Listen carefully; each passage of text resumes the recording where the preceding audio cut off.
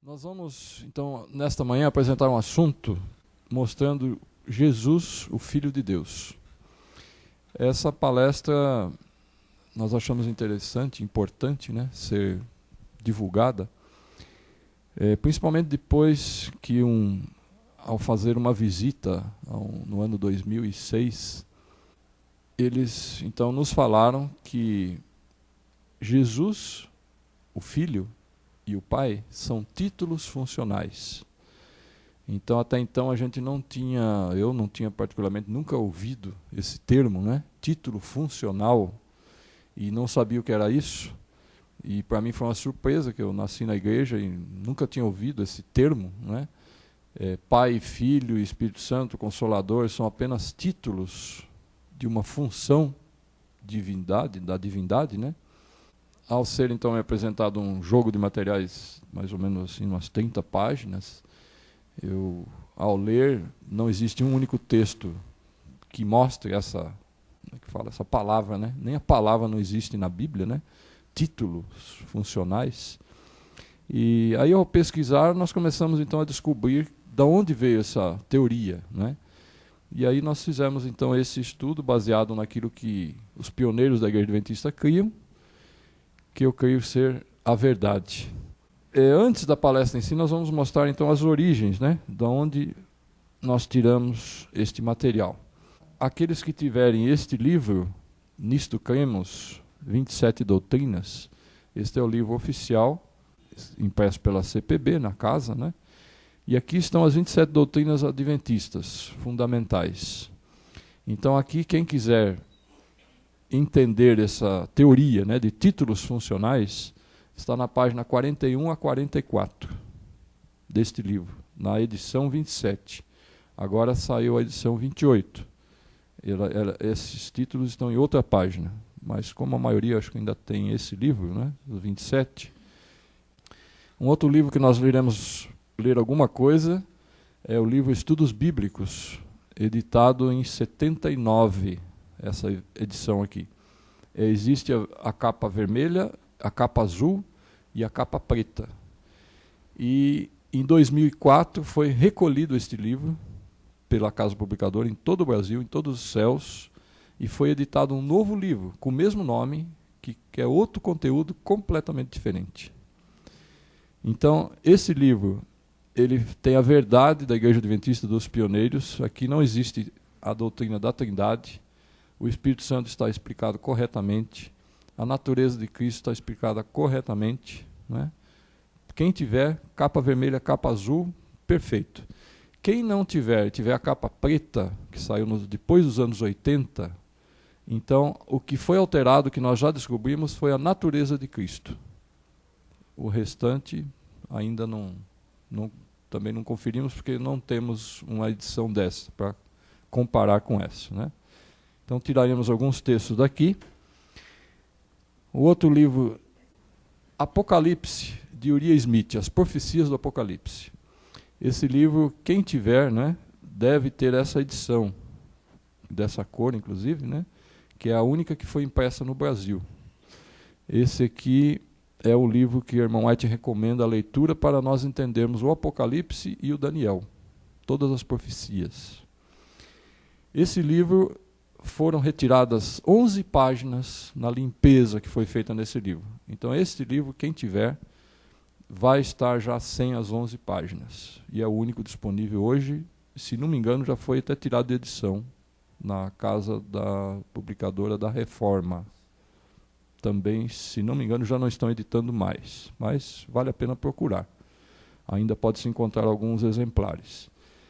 E quem quiser depois conferir esses textos retirados, aqui nós temos o livro As Profecias do Apocalipse, do ano 1945. Esse foi impresso em Portugal. Esse está intacto, com todo o texto, com as 11 páginas. Então nós digitamos, a partir desse, as 11 páginas retiradas e temos um arquivo. Quem se interessar está no site adventistashistoricos.com. Tem as 11 páginas que alguém poderá imprimir e se tiver o atual em português, pode recortar e até encaixar nas páginas retiradas e ter o conteúdo completo, como estava no original. Então esse é o livro que também mostraremos alguns textos. E esse aqui é o livro original, primeira edição de Daniel e Uriah Smith, né? Daniel e Apocalipse, Daniel e Revelation, né? Em inglês. Primeira edição de 1897. Então aqui nós temos o texto mesmo, original mesmo, né? Da primeira edição. E a diferença que nós encontramos desse para o impresso em Portugal é unicamente a troca da versão da Bíblia, que até a irmã White viva, né, até os anos 30, a Igreja Adventista e a irmã White utilizava a Bíblia na versão King James. E todos os livros do Espírito de Profecia, inclusive esse, usavam a versão King James. Então a gente lê os textos aqui, estão na King James. E para a de Portugal, né, a versão de 1945, então o texto do livro está intacto, mas as passagens bíblicas já foram trocadas, já saíram da versão King James e entraram para a versão, não digo Almeida porque foi nos Estados Unidos, né? Mas a versão atual da época, que eu não sei o nome dela, qual seria, mas não é a King James. Então nós vemos alguns textos interessantes, tipo Apocalipse 22:14, né? Bem-aventurados aqueles que guardam os seus mandamentos, para que tenham direito à árvore da vida e possam entrar na cidade pelas portas. Isso estava na King James assim, está nesse livro assim. Agora, quando a gente vai para as outras versões, diz o quê? Bem-aventurados aqueles que lavam suas vestiduras no sangue do Cordeiro. Então há grandes diferenças nas traduções, né? Inclusive facilitando para nós adventistas, a antiga, né? E as modernas são mais ecumênicas, né? E em busca de identidade nós temos aqui um livro interessante que nós recomendamos a leitura. Falaremos alguma coisa dele. Mas aqui na página 159 desse livro, então nós temos uma página e meia falando sobre a limpeza que fizeram nesse livro, de Uriah Smith. E aí eles falam quem fez, por que fez e onde fez, né? Quando ocorreu e até o ano que isso foi feito. Então aqui temos todas as provas, né? É um livro oficial da casa, pode ser adquirido nos céus, em busca de identidade, que foi traduzido em 2005 para o português. Já existia em inglês com o nome Search of Identity, né? Que era o nome original dele. Jesus, o Filho de Deus. A maioria das religiões dos nossos dias ensinam que Jesus é o Filho de Deus. Eu creio que isso é um fato, acho que consumado, né? Ninguém tem dúvida sobre isso. Mas a maioria delas também afirmam que ele se tornou filho somente quando nasceu de Maria. Será isto verdade? E algumas igrejas dizem até que ele é o filho e pai é um título funcional. Será que isso é verdade? Será que a Bíblia confirma isso? Então, nesse assunto, nós vamos ver, primeiramente, toda a Bíblia, biblicamente falando, os textos, mostrando como a Bíblia explica isso, como os apóstolos criam, como os pioneiros criam, né?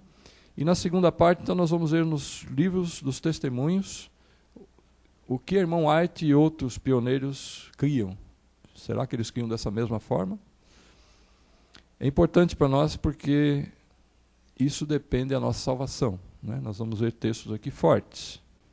Vamos à primeira parte, então. Vamos primeiramente na Bíblia, que a nossa regra de fé deve ser a Bíblia, não é? O Espírito de Profecia nos leva à luz maior e nos abre o entendimento, mas a nossa regra nós temos que defendê-la na Bíblia somente, né? Vamos fazer algumas perguntas e vamos ver o que a Bíblia nos responde. Então a pergunta número 1, qual a mensagem central do verso áureo da Bíblia? Esse verso eu acredito que todos conhecem de cor, mas nós vamos ler o verso seguinte também, o verso 17. João capítulo 3, verso 16 e 17. E diz lá o seguinte: porque Deus amou o mundo de tal maneira que deu o seu Filho unigênito, para que todo aquele que nele crê não pereça, mas tenha a vida eterna. E o verso 17 complementando, porque Deus enviou o seu Filho ao mundo, não para que julgasse o mundo, mas para que o mundo fosse salvo por ele. Agora vamos analisar essas partes que estão em amarelo, não é? Deus deu o seu Filho unigênito. Deu, que palavra é no português? É um verbo, não é? E é do verbo dar. Muito bem, né? Então, para alguém dar, a pessoa tem que ter ou não, essa coisa, ou não? Sim. Eu acho meio óbvio, né? Então, alguém, para dar um presente, ela precisa ter esse presente, ou antecipadamente ter comprado aquilo para ser dado, certo? E Deus deu o quê, então? O Filho unigênito. O que é unigênito? Único. Que mais? Único é a primeira parte. E gênito quer dizer o quê? Gerado. Único gerado da sua espécie. Então, se nós formos no dicionário, unigênito quer dizer isso, único gerado da sua espécie. E vamos analisar um pouquinho. É uma grande verdade isso ou não é? Existe uma outra pessoa no universo igual a Jesus? Não. Ele é o único. Único Filho de Deus, gerado segundo Deus. Não é? E nós vamos ver outros textos que esclarecem mais. E o verso 17, complementando, diz assim, porque Deus enviou o seu Filho aonde? Para o mundo. Ele enviou alguma coisa que ele já tinha, né? Que ele deu e enviou. Então, automaticamente, o que nós entendemos aqui? Que ele já era filho lá no céu. Então, quem sabe o verso áureo da Bíblia, automaticamente já está confirmando que Jesus era o Filho de Deus lá no céu. Agora, a Trindade diz o quê? Que eram 3 coeternos. Então não é mais filho. Não é? Nós vamos explicar melhor com outros detalhes no final o que vem a ser isso. Então, respondendo à pergunta, Deus deu o seu Filho unigênito lá dos céus para salvar este mundo do pecado. Essa é a grande verdade do verso áureo da Bíblia. Segunda pergunta, quando Deus deu o seu Filho? Ou idealizou o plano da salvação da raça caída? Quando nós vamos a um repórter, a ver uma notícia, né? A gente quer saber aonde, quem foi e quando, né? Que dia, né? Senão não tem graça, né? Precisamos saber alguma coisa assim. E a Bíblia foi escrita para nós, né? E a Bíblia nos dá alguma ideia, não dá muitos detalhes, mas alguma ideia ela dá sobre quando Deus deu esse seu Filho. Vamos ler Miqueias primeiro. Miqueias 5, verso 2 diz assim, e tu, Belém Efrata, pequena entre os clãs de Judá, de ti sairá para mim aquele que governará Israel. Suas origens são de tempos antigos, de dias imemoráveis. Essa é a versão da Bíblia de Jerusalém. Em outras traduções diz tempos eternos, dias eternos, né? Pode conferir aí, tem várias traduções. Dias imemoráveis. Agora nós vamos para 1 Pedro, e 1 Pedro nos dá um outro detalhe sobre quando isso aconteceu. E o verso 18 diz, sabendo que não foi com coisas corruptíveis, como prata ou ouro, que fostes resgatados da vossa vã maneira de viver, que por tradição recebestes dos vossos pais, mas com o precioso sangue, como de um cordeiro sem defeito e sem mancha, o sangue de Cristo, o qual, na verdade, foi conhecido ainda antes da fundação do mundo, mas manifesto no fim dos tempos por amor de vós. Então nós temos aqui 2 detalhes, né, que a Bíblia nos dá, e é só esse detalhe, não temos mais, né? Não temos muito mais explicações. Mas nós sabemos com certeza, então, que ele foi idealizado desde os tempos antigos, e um outro detalhe, antes da fundação do mundo. É isso que a Bíblia revela. Nada mais. Eu creio que para nós é suficiente, por hora, né? Futuramente, nos céus, talvez, se Deus for da vontade dele revelar, não é? Ele vai nos dar mais detalhes desse cronograma, né? Da salvação desse mundo. Pergunta 3. O que diz Jesus, a testemunha fiel e verdadeira, sobre sua própria origem? Aqui nós vamos um texto interessante, que é Apocalipse 3,14. E lá Jesus mesmo falando, porque se nós lemos Apocalipse 1:1, lá fala o quê? Que Deus falou através de Jesus, Jesus ao seu anjo, e o anjo passou a João, e ele escreveu o livro, né? O verso 14 diz assim: ao anjo da igreja em Laodiceia escreve: isto diz o Amém, a testemunha fiel e verdadeira, o princípio da criação de Deus. Quem que é essa pessoa? Cristo, não é? Interessante que há uns anos atrás, digo 10 anos atrás, os testemunhas de Jeová utilizavam esse texto para mostrar o quê?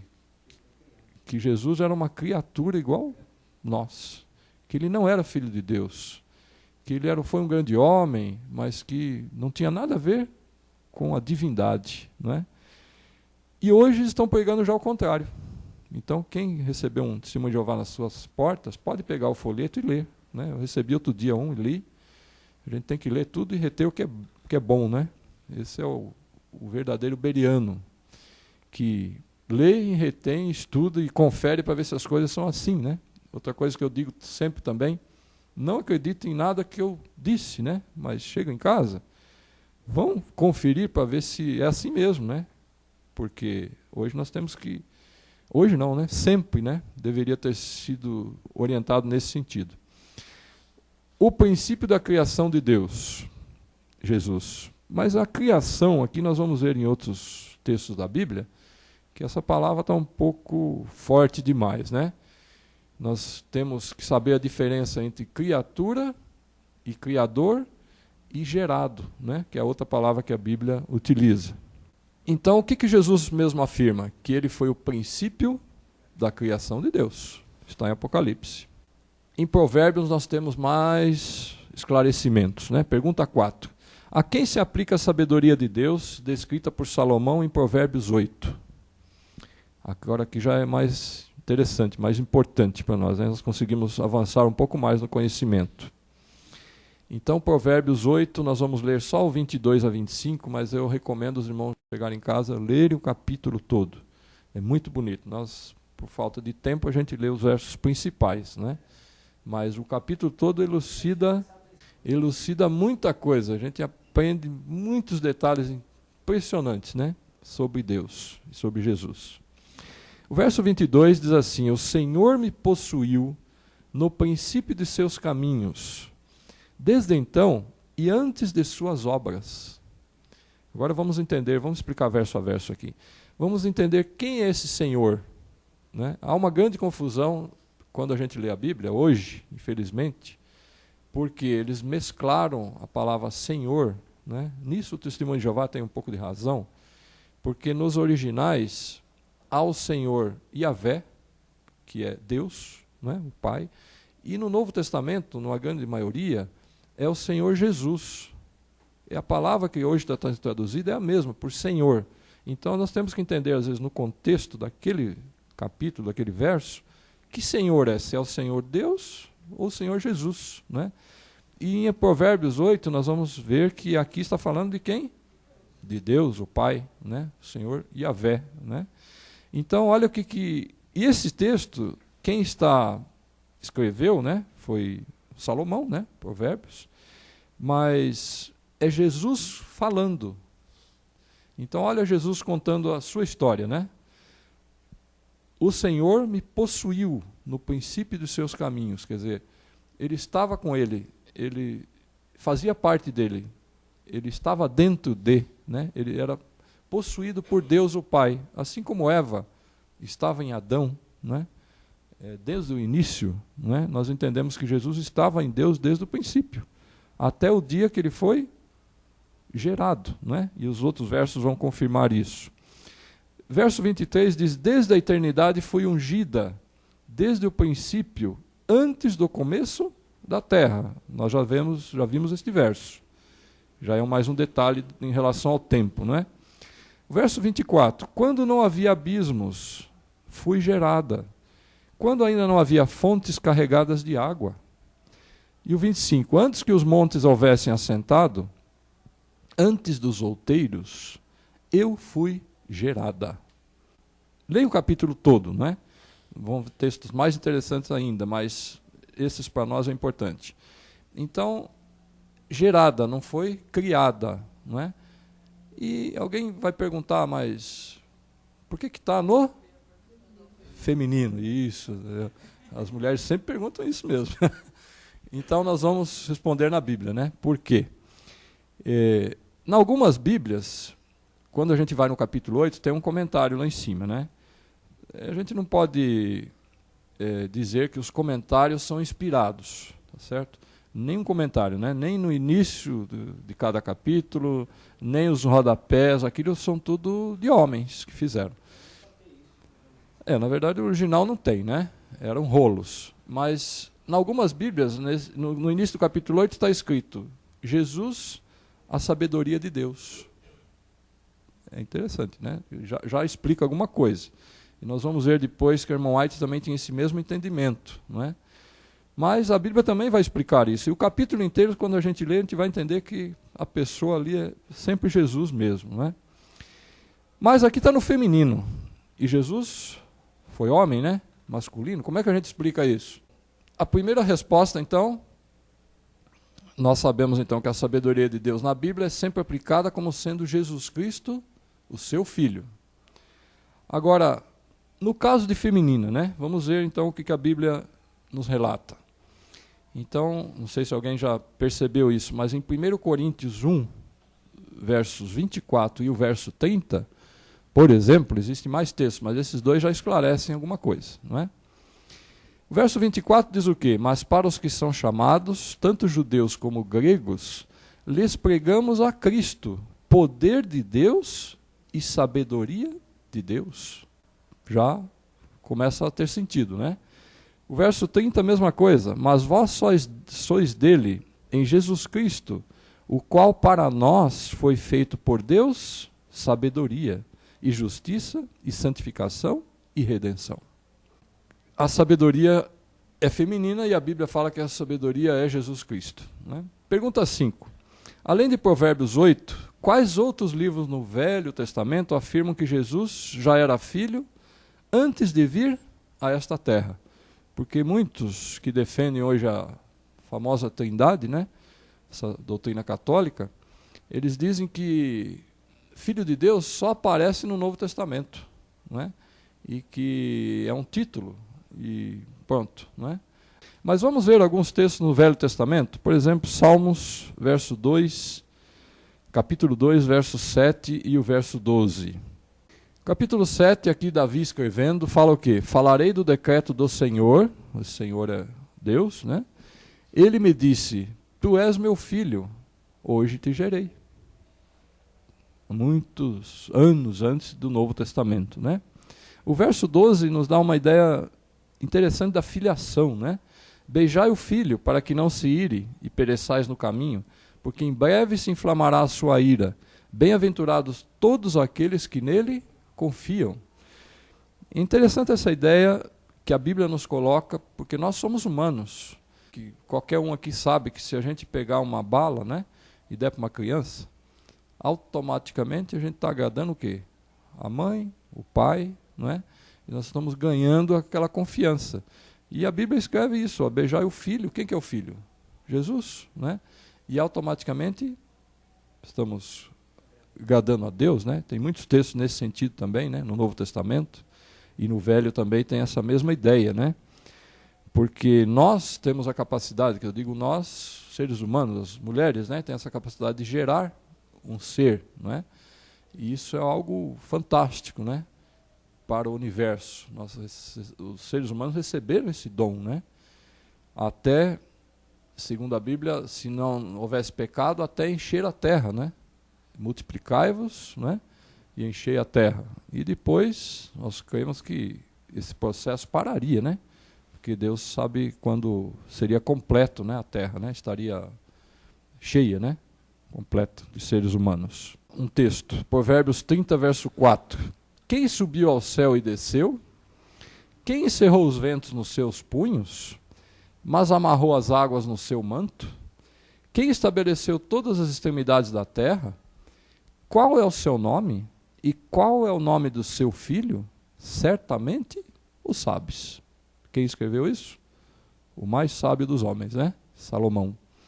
Então ele nem colocou o nome aqui porque todos saberiam, não é?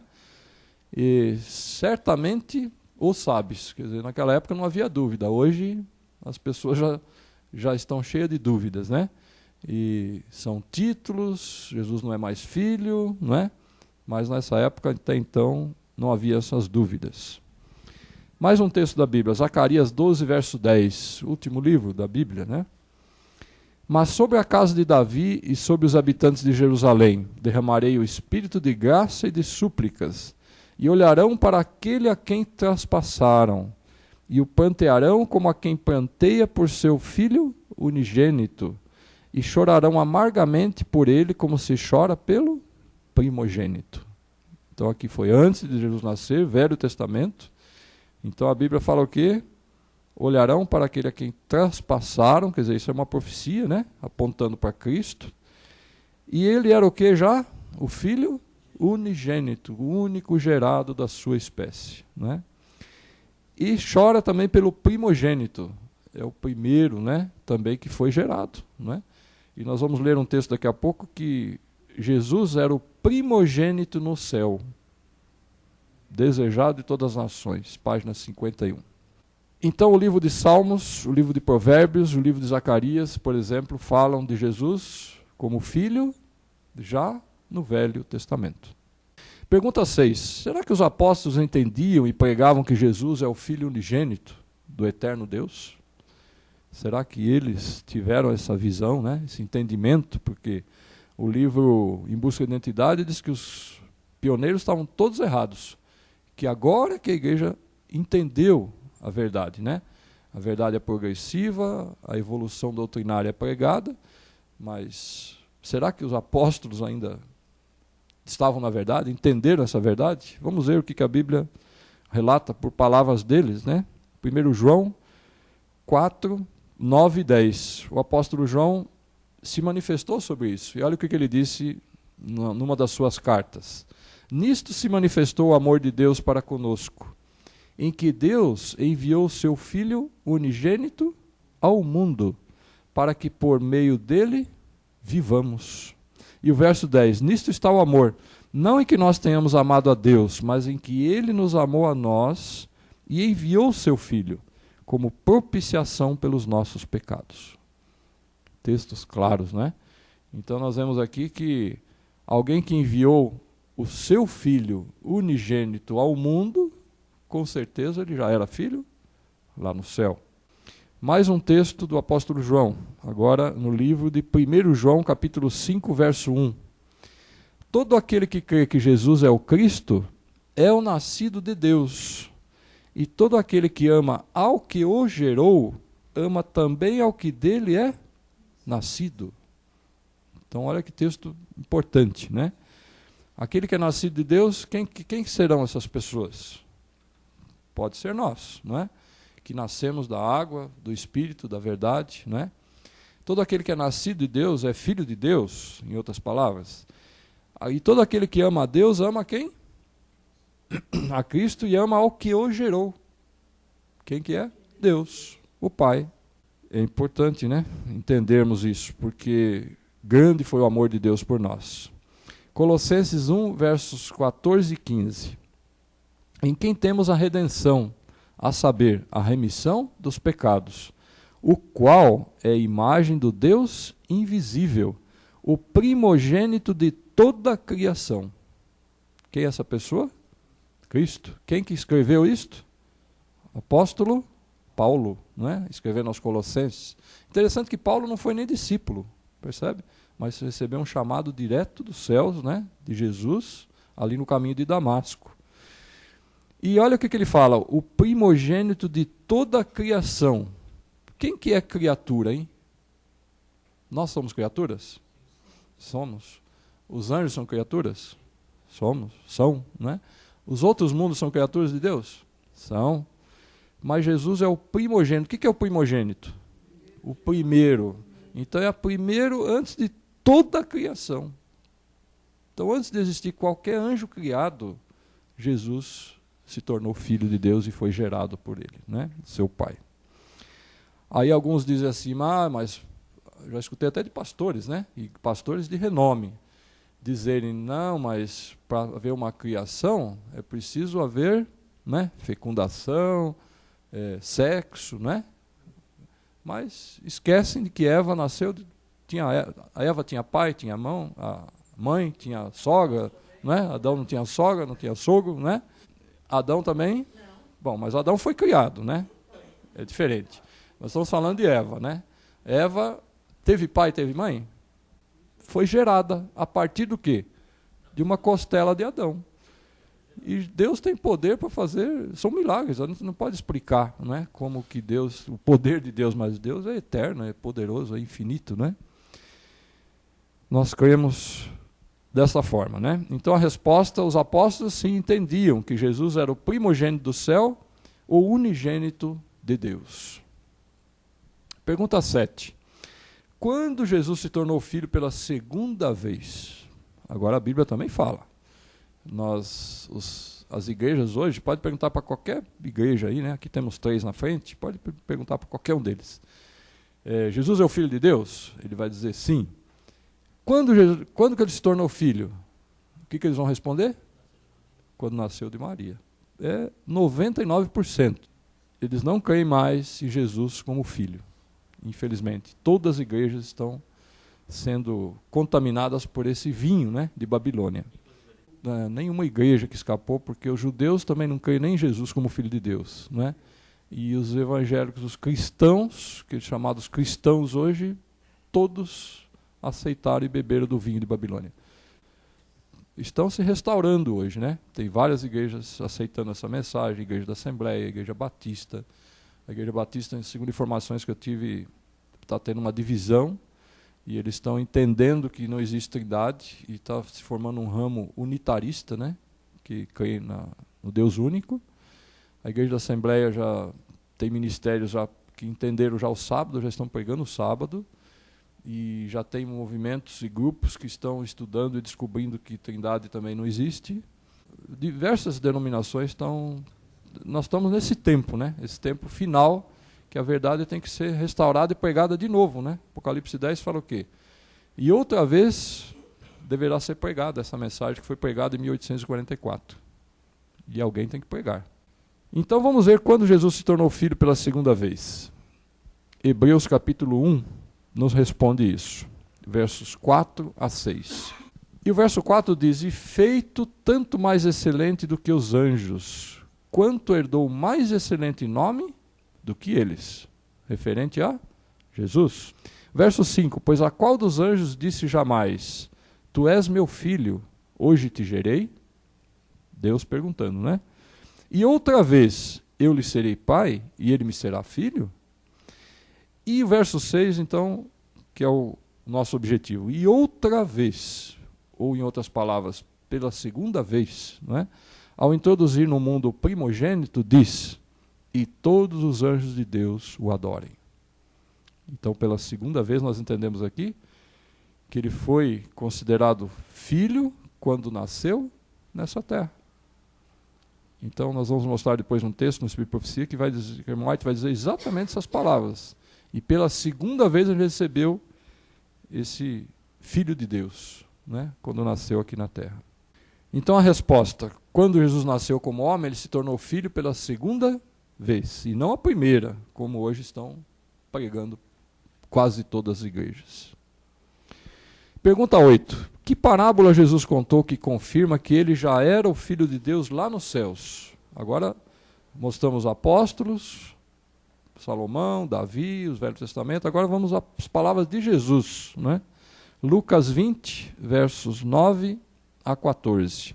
E Jesus então começou a dizer essa parábola aos discípulos. Começou então a dizer ao povo esta parábola. Um homem plantou uma vinha, arrendou-a a uns lavradores e ausentou-se do país por muito tempo. No tempo próprio mandou um servo aos lavradores para que lhe dessem dos frutos da vinha. Mas os lavradores, espancando-o, mandaram-no embora de mãos vazias. Tornou a mandar outro servo, mas eles espancaram também a este, afrontando-o, mandaram-no embora de mãos vazias. Antes de passar para os próximos versos, será que todos conseguiram captar aqui essa parábola, esses nomes, não é? Então eu vou perguntar aqui, quem é esse homem que plantou uma vinha? Vamos ver se já foi captado aqui por alguns. Deus, né? O Pai, foi esse homem que plantou uma vinha. Ele ausentou-se, né? Mandou um servo a esses lavradores que ficaram responsáveis aqui pelo mundo, né? E quem são esses servos? Os profetas, né? Espancaram, afrontando, mandaram embora, mas continua a parábola. No verso 12. E mandou ainda um terceiro, mas feriram também a este e lançaram-no fora. Disse então o senhor da vinha: que farei? Mandarei o meu filho amado, a ele talvez respeitarão. E o verso 14. Mas quando os lavradores ouviram, arrazoaram entre si, dizendo: este é o herdeiro, matemo-lo para que a herança seja nossa. Quem contou essa parábola? Cristo, Jesus, né? Mandarei o meu filho amado. Palavras de Jesus, mas contando, e essa frase se referindo ao Pai, não é? Então Deus, o Pai, mandarei o meu filho amado, quer dizer, já era filho, mandarei, né, lá dos céus. Então Jesus confirmou também essa filiação, não negou, né, em toda a sua vida. Ele confirmou que ele já era filho de Deus lá no céu. E até os anjos, até os demônios creram assim. A parábola, então, dos lavradores na vinha é uma parábola que Jesus contou e que confirma que ele, com as palavras dele, diz que ele era o filho de Deus lá nos céus. Pergunta 9 agora. A que conclusão o apóstolo Paulo chegou sobre o amor de Deus? Nós vemos isso em Romanos 8, 31 e 32. Nós lemos normalmente os versos 31. Mas o verso 32 a gente quase não lê, mas é importante no contexto, né? É um verso conhecido. O 31 diz: que diremos, pois, a estas coisas? Se Deus é por nós, quem será contra nós? Mas olha a lógica agora que o apóstolo Paulo relata no 32, referente ao 31. Pois aquele que nem mesmo a seu próprio filho poupou, antes o entregou por todos nós, como não nos dará também com ele todas as coisas? Então olha o argumento, né? Que argumento fantástico. Quer dizer, alguém que deu o seu filho para morrer. Olha, eu não sei se alguma mãe aqui presente, né, teria essa coragem, né, para morrer, dar o seu filho para morrer por alguém. Talvez se fosse por um parente muito amado, talvez, né, difícil, mas talvez acontecesse. Agora, dar por um assassino, por um bandido, por um pecador igual nós, que talvez se arrependesse, né, foi grande o amor de Deus, né, em dar. Agora, se Deus deu o seu filho, que não fará com as outras coisas? Ele deu o mais caro, né? O que vale mais para nós hoje? Um carro ou o filho? Acho que é o filho, né? A casa ou o filho? O filho, né? Mas nós estamos falando do amor em dar um filho, né? Então, o que nós chegamos à conclusão? Que foi grande, muito grande o amor de Deus ao dar o seu Filho unigênito para morrer por nós pecadores. Único filho, né? Quando alguém tem 10, eu já conversei com pessoas que tiveram 15 filhos, né? Já morreu 1, 2, 3, ele conta assim com uma naturalidade, né? Tem muitos, né? Agora, há casos que a gente escuta que uma pessoa perdeu o único filho. Nossa, a dor é tremenda, né? A pessoa não suporta aquela dor, porque é algo tremendo, né? Que a gente só quem passou que pode avaliar isso, né? E nós vemos um exemplo típico, né? É o caso de Abraão e Isaac, né? Nós temos um paralelo muito grande aí, né? Quer dizer, foi grande o amor de Deus, foi terrível o sentimento de perda, né? Em dar de dor, foi. Agora, se o filho também, né? Se Isaac não tivesse submetido e aceitado a ordem do pai, então houve é bilateral a coisa, né? Quer dizer, o amor de Deus é grande, o amor de Jesus também foi grande, né? Em aceitar esse plano, né? Então Jesus, por amor a nós, veio morrer por nós. Agora aqui chegamos no ponto crucial, né, desse assunto. E a Bíblia é clara nisso. Quem é o anticristo? Então o apóstolo João responde isso em 1 João 2, 22 a 26. Quem é o mentiroso, diz ele, senão aquele que nega que Jesus é Cristo? Este é o anticristo, o que nega o Pai e o Filho. Verso 23, todo aquele que nega o Filho, esse não tem o Pai. Aquele que confessa o Filho, tem igualmente o Pai. Então, o que é negar o Filho?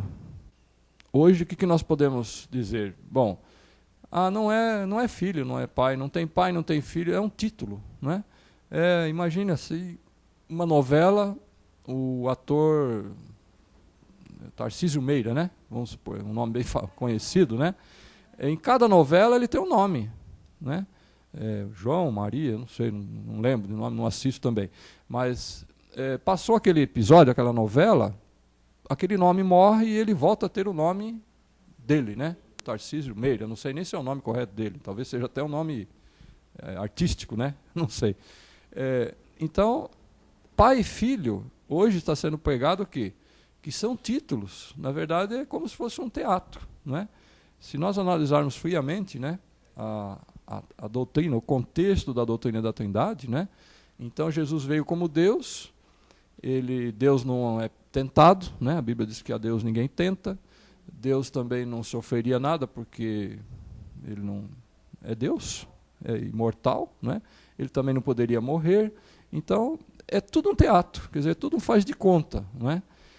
E a Bíblia fala claramente, então, aquele que nega, quer dizer, aquele que fala que são três pessoas coeternas, ele está negando o Pai e o Filho.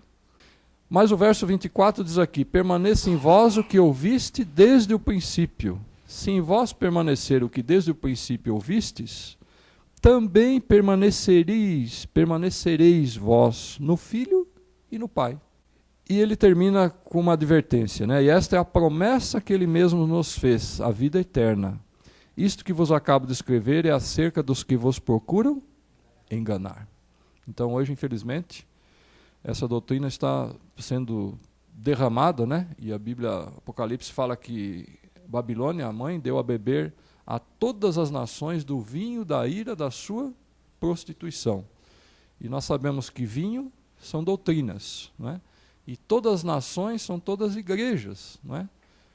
Beberam, não é? E estão embriagadas. E hoje uma pessoa embriagada ela não consegue discernir o certo do errado, infelizmente. Então o anticristo é quem? Aquele que nega o Pai e o Filho. O Pai literal e o Filho literal. É isso que nós estamos falando, não é? Assim que os pioneiros criam. Então, quem tem esse livro, leia os primeiros 4 capítulos. Não precisa nem ler, mas o próprio título dos capítulos já dizem assim. O segundo capítulo diz Deus o Pai, o terceiro Deus o Filho e depois Deus o Espírito Santo. 3 pessoas, não é? E depois, na explicação, ele diz o quê? Que os 3 são coeternos. Coeternos, eu entendo assim. Imagine que Deus é eterno. Quer dizer, eterno não tem princípio e não tem fim. Mas para a gente entender, né, para o ser humano entender, que o ser humano vive assim, fora dessa eternidade ainda, né, vamos supor que nós marcássemos um dia, né, de início para Deus ter nascido. Então, ora, se são 3 coeternos, então os 3 teriam nascido nesse mesmo dia, não é? Só para a gente entender. Então, eu posso dizer mais firmemente, né, que os 3 seriam 3 irmãos gêmeos. Por quê? Porque a palavra 3 coeternos me chega a esse entendimento. Agora, se eu vou a função, né, a palavra pai e a palavra filho, automaticamente o que eu vou deduzir? Que o pai nasce primeiro, tá certo? Quem nasceu primeiro, o ovo ou a galinha, né? É óbvio que foi a galinha, né? Então, se meu filho, por exemplo, chegasse e fosse no cartório e dissesse para mim, olha pai, eu fui lá no cartório e fui lá levantar minha árvore genealógica e eu descobri que eu nasci no mesmo dia que você, né? Eu ia ficar meio preocupado, né? Falei, bom, eu acho que eu vou ter que levar ele no psicólogo, né? Alguma coisa assim, porque não está bem da cabeça, né? Por quê? Porque o próprio conceito de pai e filho nós entendemos assim, a Bíblia foi escrita para seres humanos entenderem, né? Então Deus inspirou os profetas de uma forma que nós pudéssemos assimilar facilmente. Não existe mistério, né? Mistério é só em Apocalipse 17. Babilônia, a mãe, né? Que tem a palavra mistério na testa, né? Só. O resto é revelação, né? Mesmo o próprio Apocalipse é revelação, explicações dos mistérios de Deus. Não tem mistério assim, né?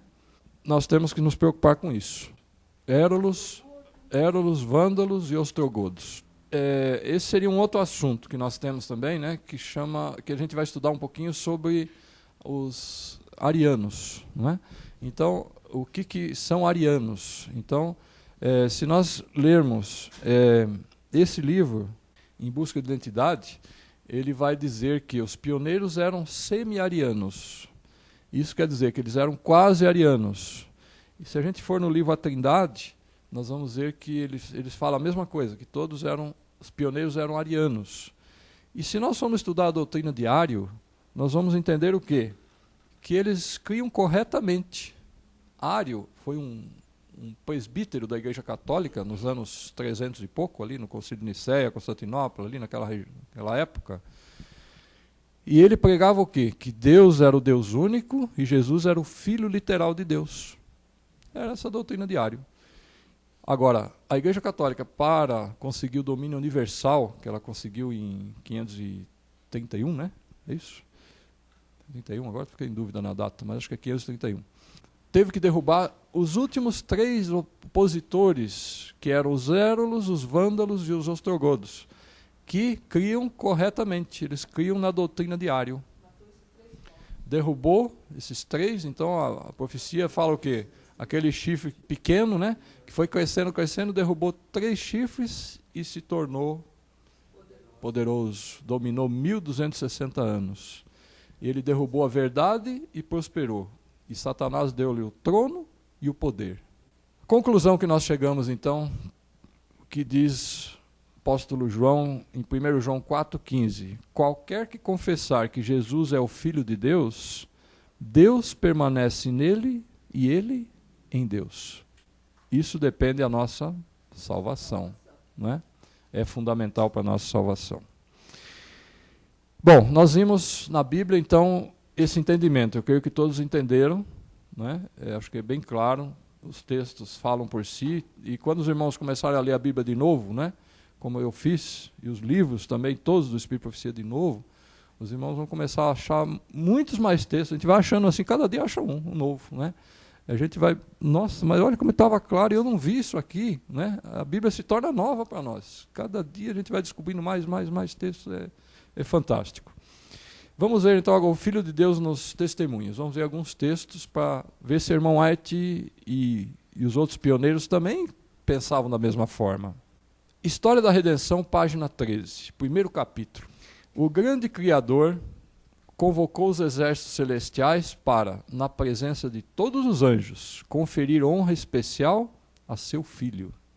O Filho estava sentado no trono com o Pai, e a multidão celestial de santos anjos reunida ao redor. O Pai então fez saber que, por sua própria decisão, Cristo, seu Filho, devia ser considerado igual a ele, assim que em qualquer lugar que estivesse presente seu Filho, isto valeria pela sua própria presença. A palavra do Filho devia ser obedecida tão prontamente como a palavra do Pai. Seu Filho foi por ele investido com autoridade para comandar os exércitos celestiais. Especialmente devia seu Filho trabalhar em união com ele na projetada criação da terra e de cada ser vivente que devia existir sobre ela. O Filho levaria a cabo sua vontade e seus propósitos, mas nada faria por si mesmo. A vontade do Pai seria realizada nele. Agora, olha que interessante, né? Só vemos aqui 2 pessoas, né? Até agora. O grande Criador é o Pai, tá certo? E nessa reunião, eu vou perguntar agora uma pergunta que vocês podem responder, né? Quando ocorreu essa reunião lá no céu? Isso, olha, ele respondeu certinho, né? Antes da criação do mundo. E antes da criação do mundo, teve essa reunião. E a partir dessa reunião, Jesus agora, como é que fala? Um distanciamento de Lúcifer, não é? Que até então nós percebemos, através dessa ordem de Deus, que a partir desse momento, então foi dito aqui, a todos os habitantes do universo, que Jesus, na ausência de Deus, deveria ser obedecido e honrado tanto como se fosse ele. E Lúcifer, com isso, desceu um degrau, né? A segunda coisa que nós entendemos aqui, ele devia ser adorado, né? E Lúcifer não. Então a gente percebe, depois que os irmãos quiserem ler o restante do capítulo, os irmãos vão perceber que a partir dessa reunião é que Lúcifer sentiu ciúmes no seu coração e deu origem ao pecado.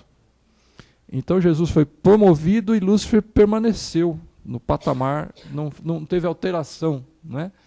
E o História da Redenção e o Patriarcas diz que na hierarquia do céu era o Pai, Jesus e Lúcifer. Lúcifer era o primeiro abaixo de Cristo, ela fala, né? O primeiro abaixo de Cristo. Então, a partir dessa reunião, ele sentiu esse problema, né? Nós vemos aqui duas palavras, o Pai e o Filho. O Pai e o Filho. Aliás, quem quiser ler a História da Redenção, pode ler de capa a capa. E vai encontrar o Pai e o Filho. E eu vou até dar deixar uma experiênciazinha, né? Aqui na cidade próxima aqui de Sorocaba, houve um ano em que o livro História da Redenção foi o livro do ano. Não lembro agora exato, se é 2004, 2005, nessa época aí, eu não lembro. Mas um grupo adventista, né, estudando o livro do ano, lá pela metade do ano, o dirigente do grupo foi ao pastor e fez a seguinte pergunta: pastor, na sua inocência, né, sem saber de nada, pastor, nós estamos estudando aqui o livro, até agora nós só vimos o Pai e o Filho, mais na frente nós vamos ver sobre o Espírito Santo? Aí o pastor já caiu com os dois pés em cima dele, na próxima comissão o tirou do cargo, né? E ele ficou perplexo, ele não sabia de nada, ele fez a inocência dele, perguntou, não é? Mas realmente, quem quiser conferir, pode ler o livro de capa a capa, não é? Está lendo? É o Pai e o Filho. Vai até o fim assim, não é? Primeiros escritos, Ellen White diz assim: disse meu anjo assistente, pensas que o Pai entregou seu muito amado Filho sem esforço? Não, absolutamente. Foi mesmo uma luta para o Deus do céu decidir se deixaria o homem culpado perecer ou se daria seu amado Filho para morrer por ele. Os anjos estavam tão interessados na salvação do homem que se podia encontrar entre eles os que deixariam sua glória e dariam a vida pelo homem que ia perecer. Mas disse o anjo, isso nada adiantaria. A transgressão era tão grande que a vida de um anjo não pagaria a dívida. Nada, a não ser a morte e intercessão de seu filho, pagaria essa dívida e salvaria o homem perdido da tristeza e miséria sem esperanças. E o texto continua, página 151 e 152. Vi que era impossível a Deus alterar ou mudar sua lei para salvar o homem perdido, e que ia perecer. Portanto, ele consentiu em que seu amado filho morresse pela transgressão do homem. Satanás de novo regozijou-se com seus anjos, de que, ocasionando a queda do homem, pudesse ele retirar o Filho de Deus de sua exaltada posição. Disse a seus anjos que, quando Jesus tomasse a natureza do homem decaído, poderia derrotá-lo e impedir a realização do plano da salvação. Então nós temos aqui mais uma reunião lá no céu, né? E essa reunião aconteceu quando agora? Quem que captou aqui? A época, na queda do homem, exatamente. No dia que Adão e Eva pecaram, não é? E foi relutante para Deus, foi difícil, né, para ele decidir. Os anjos, né, queriam vir, mas a gente sabe que uma criatura não pode redimir outra criatura, não tem como, né? Agora, o interessante aqui, que leva a outro estudo que nós temos, né, Satanás ficou contente, né? Por quê? Em outras palavras, ele falou assim, né? Agora ficou fácil, né? Adão e Eva eu tentei, eles caíram. Jesus vai vir com a mesma natureza? Moleza, né? Agora a mesma técnica, eu vou usar com ele. É a mesma natureza, vai cair também. Pronto. Mas o que diz ali? A natureza do homem decaído, não é? Esse texto, né, aqui não está totalmente no assunto, mas acho que vale a pena mostrar esse comentário, né? Esse texto está aqui intacto, dessa forma, nesse livro aqui, nessas versões, vermelha e capa azul. Então Jesus veio com a natureza decaída do homem, né, para ser o nosso exemplo. Agora, nos livros atuais já estão dizendo ao contrário, né, que ele veio com a natureza divina e venceu com a natureza divina. Olha que texto interessante no Desejado de Todas as Nações, página 51. A dedicação do primogênito teve sua origem nos primitivos tempos. Deus prometera dar o primogênito do céu para salvar os pecadores. Este dom devia ser reconhecido em todas as famílias pela consagração do primogênito. Esse texto está em todas as versões até hoje.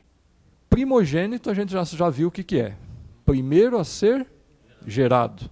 E é o primogênito do céu.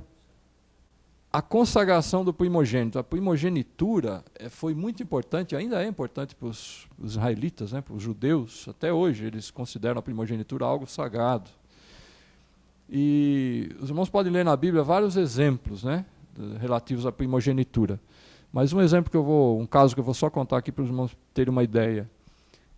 Lembram-se quando Elias foi subir ao céu, Eliseu fez um pedido. E o que ele pediu ali? A capa, que mais? E uma porção do Espírito. Uma porção de que forma? Dobrada, né? Pediu uma porção dobrada. Por que ele não pediu uma porção tripla? Pediu dobrada. Dobrada é o dobro, né? Por que será? Já pararam para pensar nisso? Não. Então, pesquisem, né? Na Bíblia nós vamos à lei da primogenitura. E a lei da primogenitura diz o quê? Que quando o pai de família morria, então era feita a divisão da herança entre os filhos, certo? E o primogênito tinha direito a 2 partes da divisão da terra. Essa era a lei do primogênito. Ele tinha direitos e tinha deveres diferentes. Ele era primogênito. Jesus é o primogênito do céu. Então há muitas vantagens, né, e direitos exclusivos dos primogênitos. Então, por isso que Jesus pediu aos israelitas essa diferença para os primogênitos. Patriarcas e Profetas, página 34. E aqui nós vamos fazer um comentário interessante, né? E o Filho de Deus declara a respeito de si mesmo: o Senhor me possuiu no princípio de seus caminhos e antes de suas obras mais antigas. Quando compunha os fundamentos da terra, então eu estava com ele e era seu aluno. E era cada dia suas delícias, folgando perante ele em todo o tempo. Então olha que interessante aqui, vamos analisar um pouquinho. Quem que escreveu isso? Irmão White. Está no Patriarcas e Profetas, página 34. Ela está comentando Provérbios 8. E no início ela fala o quê? E o Filho de Deus declara a respeito de si mesmo. O que nós lemos lá, a sabedoria. Não é? Então, olha a comprovação. E ela, então, cria dessa forma também. Não é? E ela ainda mostra textos mais fortes ainda. Né? Jesus era o quê? Era o seu aluno. Cada dia suas delícias, né? Eu fico imaginando assim, qual que é a atividade de Deus? Deus, Criador. Né? Nós tínhamos no hino 12, antigamente, terminava assim, ao Deus Criador. Não é? Hoje já mudou. Mas a atividade de Deus é criar mundos. Ele está criando ainda, não é? Pela eternidade afora. Faz alguns anos, eu também sou astrônomo, amador, não é? Então eu vi uma pesquisa que foi tirada uma foto do telescópio espacial Hubble e eles fotografaram na região do Órion e conseguiram focalizar lá uma área que eles definiram como berçário celestial. lá eles conseguiram identificar 600 novas estrelas sendo geradas, formadas. Deus está sempre criando, né? A atividade dele. E o que Provérbios fala? Jesus era o seu aluno. Quer dizer, então a gente fica imaginando, né? Um pedreiro com seu filho, né? Ensinando a pegar arruma uma colher de pedreiro bem pequenininha, né? Pega a massinha, vai lá, senta, vai ensinando ele pôr o tijolinho, põe o prumo, né? O nível, tá, vai acertando. Isso na esfera humana, né? Agora imagina Deus, o Criador, qual que é a atividade dele? Criar mundos. Então ele estava ensinando, né? Jesus crescendo, ele era seu aluno cada dia e folgava vendo todas aquelas maravilhas de Deus, né? É fantástico, né? Como Provérbios descreve muitos detalhes, né? Que a gente se perdeu. Mais um livro, Mensagens Escolhidas, volume 1, página 226, 227. E aqui, irmão White fala um texto que nós já lemos na Bíblia, mas aqui está no Mensagens Escolhidas. Antes que a fundação do mundo fosse estabelecida, o único nascido de Deus ofereceu-se para tornar-se o redentor da raça humana. Adão iria pecar. Na sua encarnação, ele ganhou de uma nova forma o título de Filho de Deus. Disse o anjo a Maria: descerá sobre ti o Espírito Santo, e a virtude do Altíssimo te cobrirá com a sua sombra. Pelo que também o santo que de ti há de nascer será chamado Filho de Deus. Lucas 1, 35. Enquanto filho de um ser humano, ele tornou-se o Filho de Deus em uma nova maneira. Assim ele esteve em nosso mundo, o Filho de Deus, ainda que ligado pelo nascimento à raça humana. O que diz nos Hebreus? Pela segunda vez, filho, não é? Então aqui nós temos o cumprimento dentro do Espírito de Profecia. Pela segunda vez ele seria chamado Filho de Deus. Mensagens Escolhidas. Revista Adventista de 7 de setembro de 1895. O Eterno Pai, aquele que é imutável, deu seu único filho, nascido dele, retirado do seu seio, aquele que foi feito à expressa imagem de sua pessoa e enviado à terra para revelar o quanto ele amou a raça humana. Então, textos que a gente nem precisa explicar, né? Ele deu, o amor de Deus, né? O versículo da Bíblia, deu o seu único filho, nascido dele. Revista Adventista, não é? E enviou ele à terra. Então, o irmão White tinha o mesmo pensamento. E agora aqui nós encontramos um texto interessante que está em manuscritos, número 76, escrito em 1901. Quem não encontrar esse manuscrito também vai encontrar esse texto na Meditações Matinais de 1999, de Ellen White também. E olha que texto interessante, que ela recomenda a leitura desse livro que nós mostramos. 4 livros especiais. E aí vem a descrição. Daniel e Apocalipse, que é esse livro aqui que nós mostramos, não é? Daniel em Revelation, só que em português é Apocalipse. Esse é o livro recomendado. O Grande Conflito, Patriarcas e Profetas e O Desejado de Todas as Nações deveriam ser levados para o mundo. A grande instrução contida em Daniel e Apocalipse foi avidamente lida por muitos na Austrália. Este livro foi o meio de trazer muitas almas preciosas a um conhecimento da verdade. Tudo que pode ser feito deveria ser feito para circular os pensamentos sobre Daniel e Apocalipse. Eu não conheço nenhum outro livro que pode tomar o lugar deste. É a mão de Deus nos ajudando. O irmão White escreveu esse texto. E ela está se referindo a que livro? Esse livro que não se imprime mais, que suprimiram e que ninguém mais tem acesso, não é? Infelizmente. Mas era o livro recomendado para entender Daniel e Apocalipse. Vamos ver um texto que foi retirado desse livro. Está na página 82 desta edição aqui, que nós mostramos no início, as profecias do Apocalipse, de 1945. Bom, esse texto que nós vamos mostrar agora, ele foi retirado do livro que nós mostramos, na página 82. E o texto original, né, diz o seguinte: as Escrituras, em parte alguma, falam de Cristo como de um ser criado, mas claramente afirmam que ele foi gerado pelo Pai. Mas enquanto como filho gerado não possuía como Pai uma coeternidade de existência pretérita, o começo da sua existência é anterior a toda a obra da criação, em relação à qual ele foi criador juntamente com Deus. Então, um texto claro, né, que mostrava o quê? A filiação de Jesus. E esse texto foi suprimido. E o texto é claro, ele não possuía com o Pai uma coeternidade. E hoje os certificados de batismo, quando alguém se batiza, ele tem que dizer sim à pergunta número 1. Você crê em 3 deuses coeternos, né? O Pai, o Filho e o Espírito Santo, né? Primeiro item do voto certificado de batismo. E no manual também, né? Totalmente contrário ao que criam os pioneiros. Mais um livro. Aqui nós vamos mostrar Jones e Wagner, né?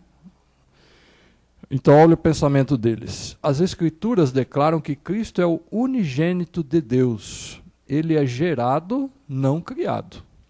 Quando ele foi gerado, não nos compete indagar, nem nossas mentes poderiam assimilá-lo se nos fosse indicado.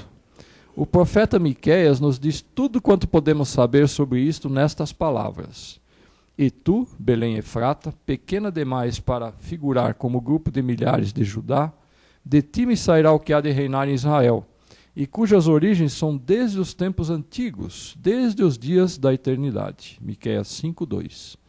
Houve um tempo em que Cristo procedeu e veio de Deus, do seio do Pai. João 8:42, 1:18. Mas esse tempo está tão recuado nos dias da eternidade que para a compreensão finita é praticamente sem início. Milhares de anos, né? Nós que vivemos poucos anos, 1000 anos para nós já é uma eternidade. Nós estamos 6.000 anos de existência da Terra e a Bíblia não declara quanto tempo antes, né, Jesus foi gerado. É uma eternidade, né, diríamos, mas houve um tempo que ele saiu do seio do Pai. Para as igrejas pertencerem ao WCC, ao Concílio Mundial de Igrejas, um item obrigatório, uma doutrina obrigatória é crer na Trindade e professar a Trindade. A igreja que não crê não é filiada ao WCC. Se ela não é filiada, ela deixa de ser uma igreja, ela passa a ser considerada uma seita. E, sendo seita, ela perde todos os benefícios do governo, não é? Então, por exemplo, a ADA tem benefícios, né? Recebe do governo, aqui, do Estado. Nos Estados Unidos, a ADA lá recebe muito dinheiro, os hospitais recebem dinheiro do governo, não é? Aqui, a campanha ecumênica de 2005 até 2010, a ADA está envolvida, saíram jornais, eu tenho jornais, acho que aqui em Tatuí foi lançamento, em Natal, no Rio Grande do Norte, nós temos jornais todos esses locais, né? Então, a igreja seria aceita e talvez estivesse sendo perseguida hoje, se não tivesse abdicado da verdade. Então, existem alguns motivos, né? Diversos, mas o principal a gente vê que é o ecumenismo, e por trás do ecumenismo tem a não perseguição e o motivo financeiro, ecumênico, né? Bom, continuando o texto, que está no livro Cristo e Sua Justiça, na página 19 de Wagner. Mas a questão fundamental é que Cristo é um filho gerado e não um súdito criado. Ele tem por herança mais excelente do que o dos anjos. Ele é um filho sobre a sua casa. E sendo ele o filho unigênito de Deus, é da mesma substância e natureza de Deus, e possui por nascimento todos os atributos de Deus, pois o Pai agradou-se de que o seu filho fosse a expressa imagem de sua pessoa, e o fulgor de sua glória, e repleto de toda a plenitude da divindade. Resumindo, os irmãos podem ver pelos textos que ninguém até nesse momento negou o quê? A divindade de Cristo. Ele é o Filho de Deus, e não é rebaixá-lo chamar de Filho de Deus, pois ele mesmo nunca se autodeclarou Deus, mas ele sempre se disse Filho de Deus. Em todas as passagens da Bíblia, não é? Podem ler. Ainda quando foi para subir, o que ele disse para os discípulos? Eu vou para o meu Pai e vosso Pai, o meu Deus e o vosso Deus. Mais uma vez, não é? Sempre, em todas as... E não é... O que é o filho do peixe? É o peixinho. E o peixinho tem o quê? As características do pai, não é? Então ele é o Filho de Deus, ele tem todos, ninguém está negando aqui nada, né? A não ser essa característica que ele perdeu quando veio a essa terra, né? Que é a onipresença, porque ele era Filho de Deus, e Deus é Espírito, e ele era Espírito. E agora a Bíblia e o Espírito e a Profecia dizem claramente que ele tem um corpo igual ao meu. Pela eternidade ele é humano, ele vai comer, não é? E pela lei da física ele agora não pode estar presente em dois lugares ao mesmo tempo, não é? Esse assunto a gente explica melhor no Espírito Santo, né? Que aí a gente vai ver como que Deus resolveu esse problema, né? Esse problema criado pelo custo da nossa salvação. Então Jesus teve que perder essa característica. A única coisa que ele perdeu foi um custo para ele, né? Um custo alto, né? Mas Deus resolveu isso e não há problema para ele hoje também, né? Então, Wagner também estava coerente com esses mesmos pensamentos. Concluindo, então, nós podemos dizer o quê? Tanto a Bíblia como os testemunhos são claros em afirmar que Jesus é o divino Filho de Deus, gerado dele, existente desde os tempos da eternidade, ninguém pode dizer quanto tempo, quantos milhares de anos, né? Antes da criação da terra. Isso a Bíblia declara, esse fato. Despiu-se de sua divindade para tornar-se um de nós, viveu sem pecado, morreu em nosso lugar e foi ressuscitado por Deus, o Pai. Não se auto-ressuscitou, né? Esse é um outro assunto, mas nós lemos isso na Bíblia, claro. Subiu em corpo ao céu, foi glorificado e hoje intercede por nós no santuário celestial, no Santo dos Santos, e está conosco através de seu Santo Espírito. Que Deus nos ajude a compreendermos essa grande verdade, né? Porque isso é o ponto-chave da Bíblia, né? É o versuário da Bíblia.